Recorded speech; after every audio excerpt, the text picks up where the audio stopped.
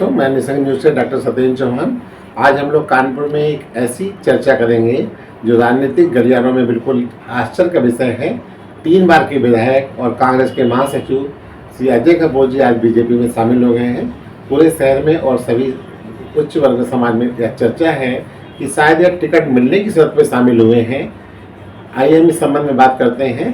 Kanpur press club के अध्यक्ष और पत्रकारिता जगत में एक ऐसा नाम जहां से पत्रकारिता की शुरुआत ही होती है, सौरभ वाजपेयी जी से। सौरभ वाजपेयी जी का स्वागत करते हैं। सौरभ वाजपेयी जी नमस्कार। सौरभ वाजपेयी जी, आप इस बारे में आपकी क्या है, इसका राजनीतिक में क्या असर पड़ेगा? क्या वास्तव में अगर टिकट मिलेगा और अगर टिकट मिलता है तो उसका कानपुर की राजनीति पर क्या प्रभाव पड़ेगा?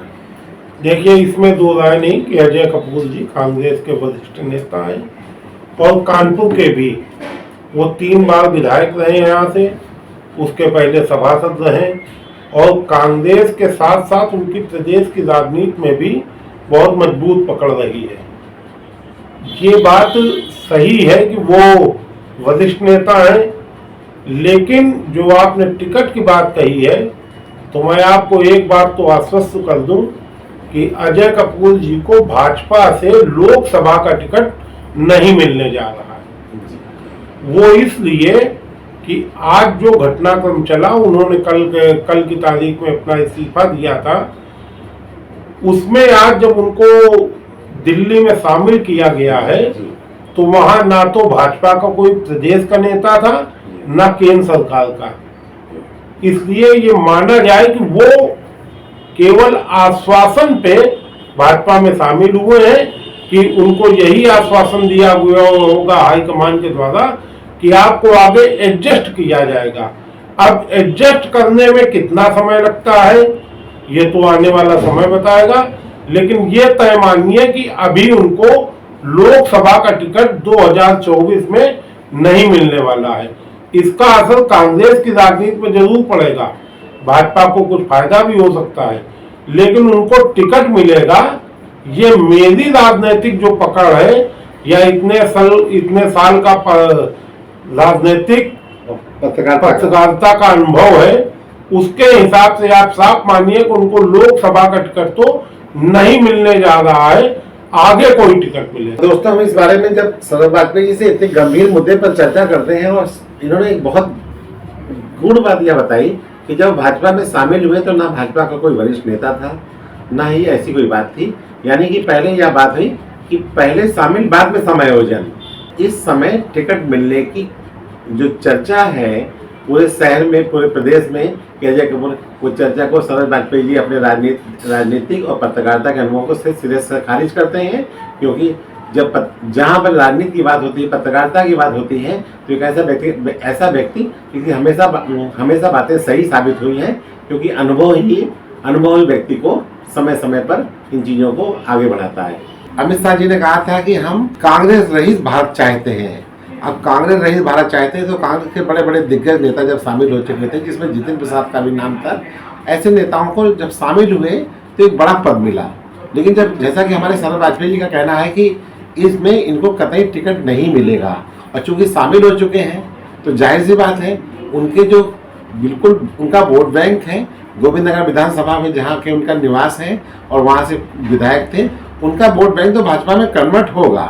क्योंकि अजय कपूर एक सिर्फ पार्टी नहीं है, नेता नहीं है। अजय कपूर एक व्यक्ति विशेष का नाम है जिससे लोग जुड़े हुए हैं। तो मैं सौरभ वाजपेयी से कहूँगा कि अगर उनको फायदा, भाजपा का तो फायदा हो गया, अजय कपूर को क्या फायदा होगा?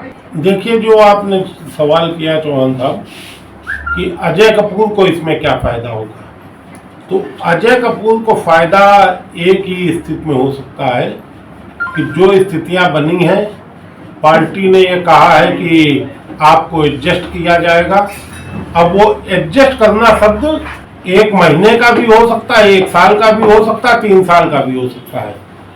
एक एडजस्ट करने का हो सकता है जो भाजपा का थिंक टैंक है और भाजपा की जो वर्तमान में पिछले 3-4 साल से प्रक्रिया चली आ रही है, हो सकता है कि भाजपा किसी अपने विधायक को टिकट दे लोकसभा का। दूसरा ये हो सकता है कि जब 2027 का चुनाव हो तो पिछली बार जैसे टिकट कटने की बात हुई थी किदवई नगर के विधायक की, हो सकता है कि किदवई नगर के विधायक जी को, जो महेश द्विवेदी जी हैं, उनको टिकट रिप्लेस करने की बात हो, उनकी जगह पे अजय कपूर आए, लेकिन वो किदवई नगर या गोविंद नगर के ही आसपास होगा। इससे अजय कपूर जी को लाभ मिल सकता है। तीसरा जो सबसे बड़ा फायदा है, वो फायदा ये है कि अजय कपूर चूंकि राजनीतिक व्यक्ति हैं, राजनीतिक व्यक्ति कोई भी हो, जब देखता है कि हमको सत्ता में आने में बड़ी देर लग रही है, तो सत्ताधर के करीब रहना चाहता है। जी। वो इसलिए रहना चाहता है कि उसके जो अपने कार्यकर्ता है, उनके तमाम काम होते हैं, वो काम वो विपक्ष में रह के नहीं कर सकता है।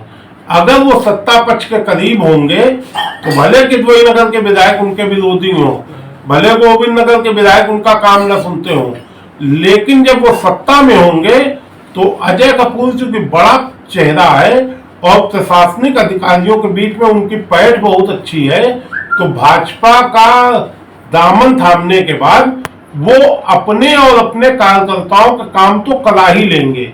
और एक राजनीतिक व्यक्ति के साथ अगर कार्यकर्ता जुड़ा रहता है, वो लंबे समय तक साथ चलता है, तो उसका सबसे बड़ा राजनीतिक लाभ यही होता है कि उसके पास एक टीम होती है। टीम तभी रहती है जब उसके काम हो।